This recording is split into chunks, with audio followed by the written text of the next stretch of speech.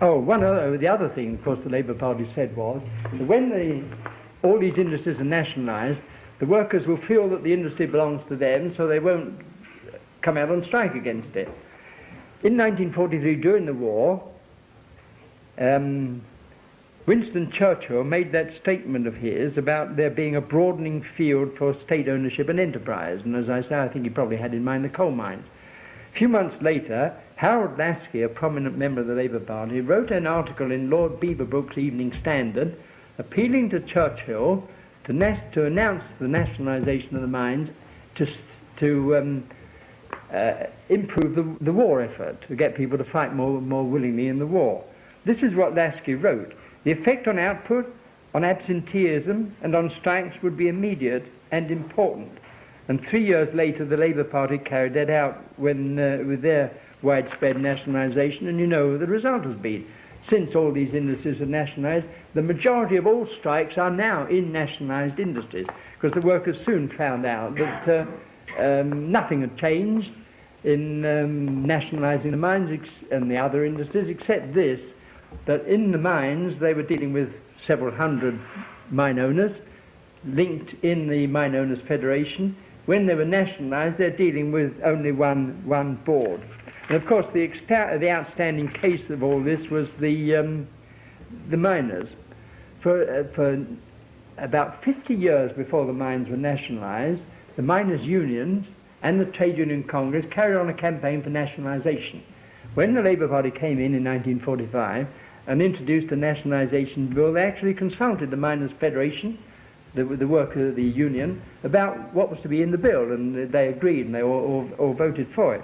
In 1946, they got the mines nationalised. Well, now just think, 1926, when they were fighting the coal owners, the miners came out on strike for 7 months, were shatteringly defeated by the mine owners and the government.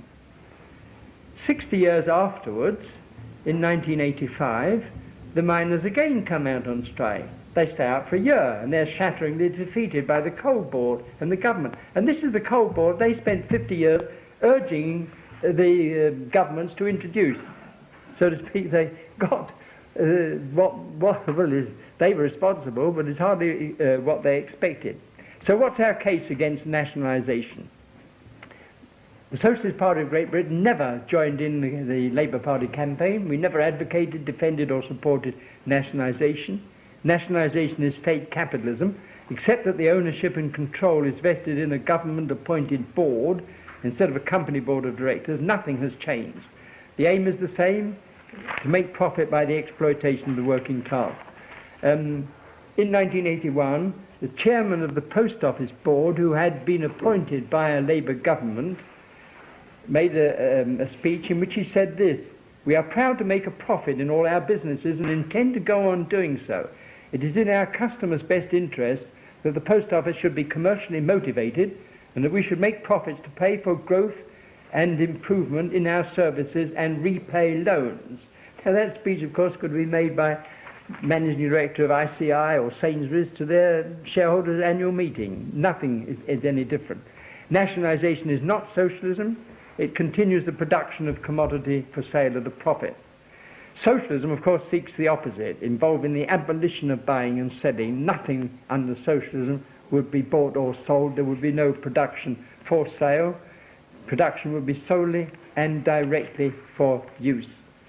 And that, of course, is what the Socialist Party have been saying ever since it was formed, and we shall continue going on saying it until the workers recognise that by advocating and supporting nationalisation, it has been for the working class 50 appalling wasted years.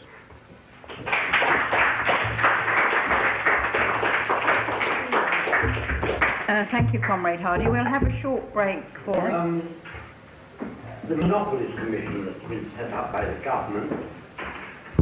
How much do you think they're under pressure from time to time on government departments to make a ruling on a so-called monopoly? When you look at the recent rulings that they've given, one regarding the takeover of Allied Lions by the Australian group, which would obviously form a fantastic monopoly in the world of alcoholic drinks. And yet on the other hand, they turned down a proposal which on face of it seems something quite normal and logical for capitalist competition. Well, I mean, the answer is that obviously they do get pressure from government departments, and I mean from the Prime Minister's department in particular, but they're in some difficulty, and the Americans are in this difficulty, you see. In theory, they would like to break up all monopolies, but the companies concerned say, look, if you break us up, how can we be big enough to compete in world markets? General Electric are using this argument.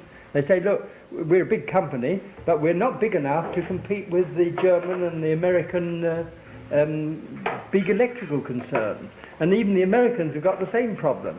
The American companies, when they're being broken up, say to the American government, well, that's all right for America, but how do we compete in world markets? And so, they've got a difficulty. There is also, I haven't looked at it recently, but there is also, or there was, a difference between British anti-monopoly law and American. In America, the law says that a monopoly is illegal, however they define it, and we break it up. In Britain, it is up to the companies to argue to the Monopolies Commission that their monopoly is in the national interest. In other words, if they can show that they are a monopoly as defined, it doesn't mean they've got complete control of the market, by the way. They've got a formula for defining it. They can say, yes, we've got it, but look at our prices. We don't charge monopoly prices. But in answer to the question, I'm sure of it, that the government has a lot of considerations and departments make representations. One thing, of course, is this military thing, and whether they are prepared to let control of certain things go out of the hands of British citizens and go into the hands of foreign citizens and companies. Now, I expect it's all very muddled, and they'll run into continual difficulties all the time they try to do it. But I mean, as far as Thatcher is concerned, she wants to introduce more competition, and of course the people concerned want to keep what they've got. In other words, the companies themselves, a little bit of monopoly or a lot of monopoly is just what they like. Yeah, just a moment. Yes, there's one. Yes. I wonder if Congress say why the Labour Party has been opposed to Marxist ideas since the beginning of its history, and also whether you recognise it that say in the last 20 years there seems to be an resurgence of Marxist elements within the Labour Party. Well, I mean, you've got the question as to why the Labour Party has been opposed to Marxist ideas. Well, look, what we're dealing with here, the only thing I would say matters is Marxist economics. You have heard of people who say they're Marxists, but they don't accept Marx's labour theory of value or something like that. That is nonsense. Marx said that it was his economics, an essential part of which is his labour theory of value, which is the basis of everything that Marx wrote. So I'm not dealing with what are called the political aspects of Marxism, but on about Marxist economic theory. Back in 1890 or thereabouts, there was a conference called a meeting of English socialists. The Social Democratic Federation was there, the Hammersmith Socialist Society, and the Fabian Society. William Morris drew up a manifesto for them, which was absolutely committed them to socialism as Marx understands it and as we understand it. That is the abolition of buying and selling, the abolition of commodity production altogether, and that distribution shall be on the basis of from each according to his ability to each according to his needs. They all signed it, including Sidney Webb, who later became influential in the Labour Party, and Bernard Shaw, and the Fabian Society as a whole. Now, I think there are two explanations of this. One, there was at that time a lot of interest in Marx's works. There was a real flood of pamphlets coming out and books and copies of the English translation of Marx's Capital, and it was in the air, so to speak. It was in the middle of the Great Depression, and there was a lot of people influenced in Marxist economic theories. They all signed it. Later on, after William Morris died, Bernard Shaw jacked out and said it was all nonsense. He never said so while William Morris was alive, by the way. Morris would have given him a dusty answer on this. But come right forward to when the Labour Party was formed, the first chairman of the Labour Party was Keir Hardie, 1907. And while he was chairman of the Labour Party, Keir Hardie wrote 2 books. One was called From Serfdom to Socialism, the other was called My Confession of Faith. And in both of these, Keir Hardie laid down absolutely the Marxist case. He claimed that the only purpose of the Labour Party was to introduce socialism based on the Marxist conception of from each according to their ability, to each according to their needs. And he specifically claimed that the Labour Party was to be in the Marxist tradition and was the only Marxist organisation in this country. He didn't mention the SPGB, by the way. But I think you can accept it that at that moment, what was in Keir Hardie's mind was this. Keir Hardie had watched the Social Democratic Federation fighting elections and getting handfuls of votes, you know, like the Socialist Party of Great Britain does now, a few hundred or a few dozen votes. And Keir Hardie said, look, it's obvious that you're not going to make headway, rapid headway, while you put the Marxist case before the workers. It's too advanced for them, they don't understand it. And Keir Hardie then developed a theory, which he explains it all. He said, what we want to do is to get the workers together in a trade union-backed Labour Party and win them over to socialism afterwards. Well, with hindsight, we can look at this and say, well, look, it didn't work, but it couldn't work. I mean, it's absurd. But my own view is that at the time Keir Hardie wrote it, he meant it. And incidentally, in writing this, he warned the Labour Party against something. He said that as the trade unions and the Social Democratic Federation and the Fabian Society were making progress, they were being flooded by what he called ambitious intellectuals coming in there to get parliamentary jobs. And he sort of said, look, we don't want them. And so at least he did understand what happened later on when, of course, the Labour Party had been flooded by these people.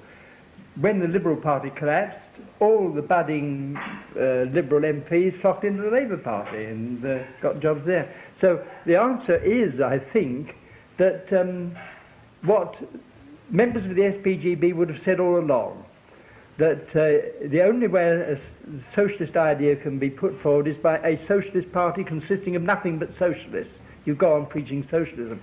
But you see, to ambitious politicians, this is no good. They want to get power. And so those who believe it and those who don't believe it will still say that what we've got to do is to get control of the House of Commons, get people in the House of Commons, put our case in the House of Commons and win people over. And I would say what you got is a gradual disappearance of the socialist idea. 1923, the Labour Party, who had not been in office, put down a resolution in the House of Commons, worded for them quite strongly, saying that capitalism was the cause of all the trouble and demanding the abolition of capitalism. Well, you can't imagine them putting it down now. But you see, when you get into office, the thing goes by its own momentum. You're having to deal with day-to-day problems, and you're trying all the time to say to the workers, look, we're solving your problems, and at the end of the road we're going to give you socialism. Well, Keir Hardie, without intending it, answered himself in the From Serfdom to Socialism. He said that there are a lot of evils. There's the housing problem, there's the health problem, there's unemployment, there's poverty. There's also disarmament, and he said the Labour Party is going to tackle the disarmament programme first, 1907. Well, I wouldn't like to guess. I suppose the destructive power of armaments in the world is about 100,000 times what it was in 1907. They've got nowhere. But you see, at the time that he said it, it may have looked quite a reasonable proposition. I think they have just lost it. They've lost contact with it, and they have just become a replacement of the old Liberal Party. 19th century, divided up between the Liberals and the Tories. The Liberal Party collapses, helped to collapse by the Labour Party. The Labour Party's taken it over, and it's become the alternative party for running capitalism. And they have forgotten all about it.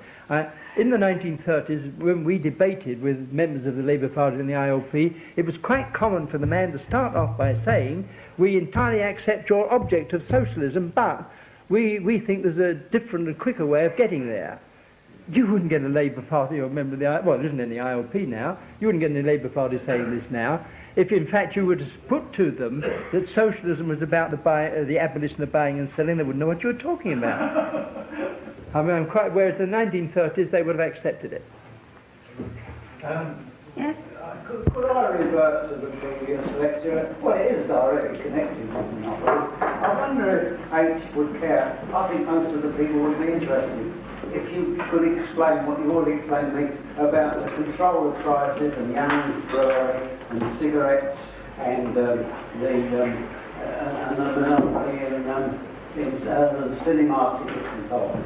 Well, I will. Would you take some other questions first? Yes, yes, we'll come back to you later, right? Have we any more questions?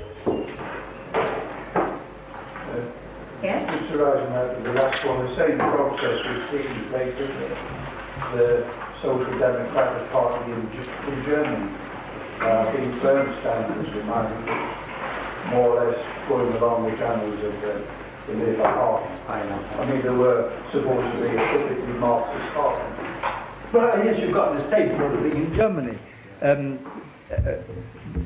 Marx and Engels was full of admiration for the German Social Democratic Party because they claimed to be Marxists. They had people in there who studied Marxian economics, and on the face of it, they accepted it. And Engels made one curious statement. He said the German workers were much better than the English workers because he said the German workers understand theory and the English workers are just practically minded people and they don't understand theory. But of course when the time came, when the 1914 war came, the German workers behaved exactly the same as the English workers, nothing to choose between them. Later on, after the Second World War, the German Social Democratic formally abandoned its attachment to Marxist theory. And so I think I've read lately the Portuguese party have done. In practice they have all done. And incidentally, Bertrand Russell, who wrote a lot of rubbish during his life, did one useful piece of work. The first thing he did when he came down from university, he went to Germany to study the German Social Democratic Party and its socialism. And in this book of his, he said they're not socialists, they're German patriots. And of course it was perfectly true. But they have all got away from this for the reasons I say. You become a functioning political party, you want office, you want power.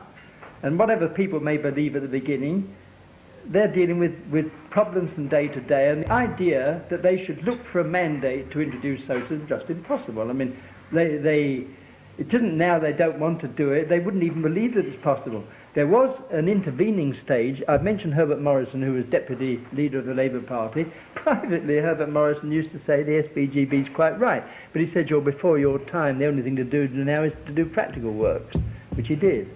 And including in his practical works was running a no more war organisation between the wars and saying, you know, we all sign a peace pledge union, we won't fight in any circumstance or whatever. And as you may remember, he became minister in the Second World War, looking after all the bomb business and all the rest of it. Is there an analogy between the Bolsheviks and the Labour Party historically? So the Bolsheviks, after all, also could be said to be sincere about their aims. I mean, this is it's always a debatable point, you see. I've mentioned Keir Hardie. I think Keir Hardie meant it when he said it. I've known other members of the SPGB who scoff at the idea and say, you know, it was fake all along. Well, frankly, I don't believe it. And I'm prepared to think, I'm absolutely sure that some of the members of the Russian Communist Party really did believe that they were going to introduce socialism. I mean, they were basically wrong in this sense. They were going to introduce socialism without socialists. In other words, they were going to do it by getting power first and, as it were, imposing socialism on Russia. But I'm quite sure that a lot of the people who were thumped off by the Stalin government were people who wanted to carry on the old idea of socialism. The Russian Communist Party had a textbook, an economic textbook by Bogdanov. And Bogdanov spells out what socialism means. He says it's the highest conceivable form of society. No prices, no wages, no taxes, no profits, no anything. Now, if you were to ask communists in Russia about this now, frankly, I don't know what they'd say. But I suppose they'd invent some reason. Probably deny that Bogdanov ever existed. Just as an aside there, I was in Russia this year and asked a Russian, did they agree that there was no socialism in Russia, and she answered me yes. And I said, well, when do you think you will have it? And she said 100 years' time. Yes, well, I had that with somebody said we're on the way. So I said it's taken a long time on the way. Next question? Yes? Do you think there is, in point of fact, a satisfactory way in which we as a socialist political organisation can actually define these terms left and right that are used constantly, we all know, used day out, day in on the public media, etc., even within the reference of the Tory party? I mean, is there a satisfactory way that we can literally say this is a load of, well, I'll use a familiar old public school term, codswallop, because that's what it is, of course, isn't it? I'd rather give a satisfactory definition of left and right. I always try to avoid the terms myself. I mean, if somebody insists, I say, will you accept my definition of a left-winger? And they say, yes. Well, I mean, it's some bogus Marxist who is in favour of a capitalist dictatorship which suppresses workers' organisation. I don't think there's any useful purpose served by trying to define the difference. It's the journalists do this. The journalists want to create sensationalism. They want to show at every moment that there's a fight going on inside the Tory party, the Labour Party, the Social Democratic. That's what they live on. I mean, like, they live on murders and horrors and all the rest of it, and this left-wing, right-wing business is part of it. I think it's got no meaning whatever. I mean, how would anybody else try to define it? No, I mean, the reason I ask that is because traditionally, of course, we associate the left with state control. I mean, that's, I would say, certainly in the context of British politics, this will be... That's what I would say, and of course the right is with private, so-called private industry. I don't. I mean, as I say, I try to avoid it. I don't think I used the... Well, I'm sure I didn't use the term left or right-wing during the whole of this hour that I spoke tonight. I wouldn't dream of using it. It's got no meaning, you see. There's no definition you could give to any so-called left-winger or right-winger that would actually fit it. I mean, look, is a left-winger someone who supports nationalisation, like Winston Churchill, or someone who opposes it, like Mrs. Thatcher? What are they? Was Churchill a left-winger, right-winger, middle of the road, or what? What's Thatcher? Thatcher, of course, is not a Tory at all. She's a 19th century Adam Smith liberal, and she's trying to restore competitive capitalism. Does that make her a right-winger or a left-winger?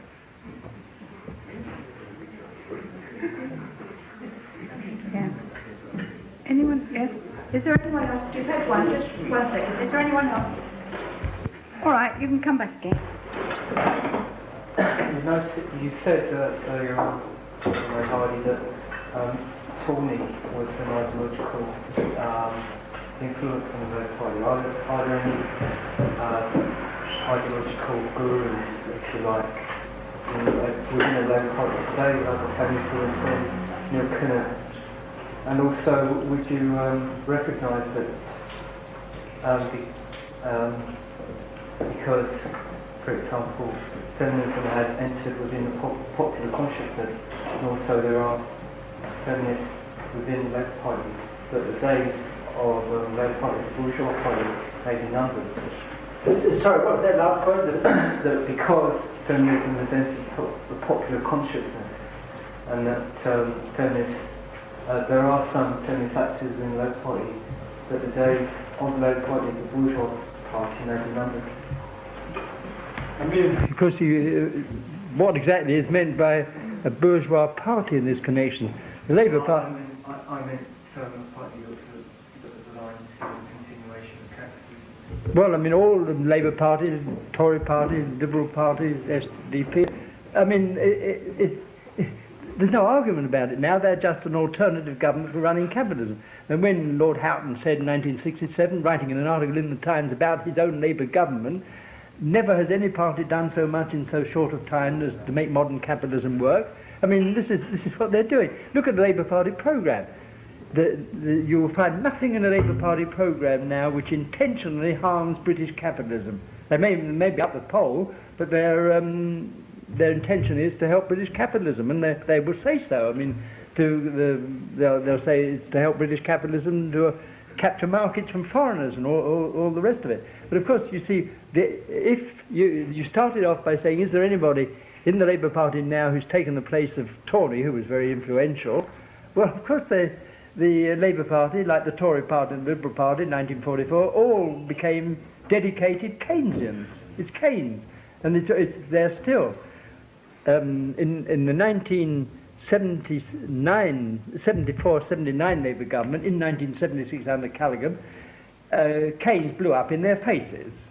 They suddenly found, I mean, I've explained this last time I was here, Keynes said, run a budget deficit to solve the unemployment problem, run a budget surplus to solve the inflation problem. What do you do when unemployment and inflation are both going up at the same time? And you can't run both.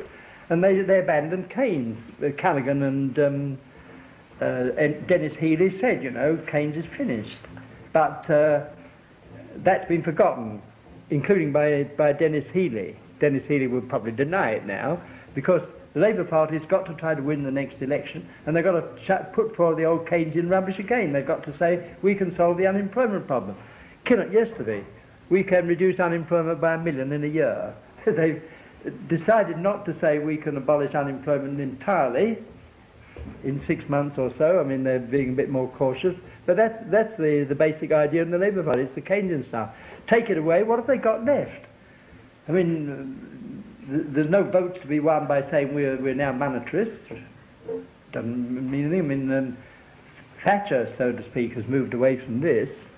And about feminism, I'm afraid, I mean, about the basic question, I don't know whether any of you read an article in the Evening Standard this week by the American correspondent, by some backroom boys in America, some of the people who've been studying the brain, and come along now and say that there is a real difference between men's and women's brains in the way they function. And I mean, it's a serious case they put. But by the way, the writer didn't mention, it's not new, there was an English mathematician, daughter of a mathematician, Mary Agnes Boole, wrote a book, I don't know, about half a century ago, called Logic Taught by Love, in which she put the same point of view. She said it's not a question of one being better than the other, but she said, in fact, women's brains do work differently from men's, and I'm not going to express any opinion on it, but I accept this. There are no votes. If the Labour Party decides that there are no votes in feminism, feminism will be on its way out as far as the Labour Party is concerned. That idea is quite similar to the theory of scientific racism, which helped British imperialism to conquer the world. Or, I mean, the superiority of the white races over the black. Well, of course, with the British, I mean, this was Hitler's thing, fed out to him, as is always the case, by the university professors. No nonsense is so absurd, put forward by a government, that they can't trot out some university professors to back it. I mean, look at all the alleged economists who've poured out of British universities in the last 40 years. All of them, 90% of them all, advocating the old Keynesian rubbish, until they found that it wasn't any work, and then they'd moved over to monetarism, but they're not economists, they don't know anything about it. And the same thing can happen, of course, with the university people in all fields. But about this basic question, as I say, if it gets them into power, they will follow it out. And it isn't the only racial one. There was a time, somebody here may remember the name of the man who fed it, where there was a lot of propaganda went on in Europe, Germany and this country and in America, that the world was going to be overrun by the yellow races, as they called them. Houston Chamberlain. He took it over. It was somebody before Houston Chamberlain, yes. And this had a long run, and it had political usefulness to political parties, and they'll do it. As I say, there is nothing that they can't invent to get some publicity out of. And whatever nonsense it is, they'll always get some university professor to trot out and prove it or disprove it. Next question? Yes? Actually, a question my interest, Mr. Hardy. Over the last 30 years, the Indian government has pursued a very wide program of nationalisation. At the same time, quite unique, they run their own unit trusts and sell the shares in it. I didn't know that. Yes. About trade, quite by accident, I came across something that intrigued me the other day. All the economists and all the politicians talk about a favourable balance of trade. If you export more than you import, they say that's a favourable balance of trade. Well, I came across the first programme of the Indian National Congress, Mrs. Gandhi's people, when they were formed in 1885. They wanted to make a case against the British. Well, at that time, there was a very favourable balance of trade in India. They were exporting ever so much more than they were importing. Well, the Indian nationalists couldn't stand this for a moment. So they obviously got some Saatchi and Saatchi at the time to think up an answer to it. And the answer to it they found was this. They said, instead of saying, look, good old British, they've got us a favourable balance of trade, they said the British are taking out X quantity out of India and only bringing in half X. They're bleeding India to death. And of course it was a political winner.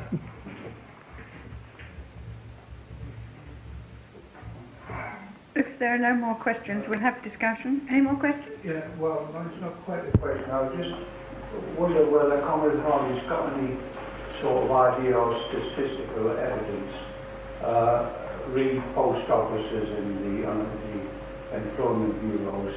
I didn't realise that the general post offices in each town, did not necessarily belong to the post office. In actual fact, the pay rents to land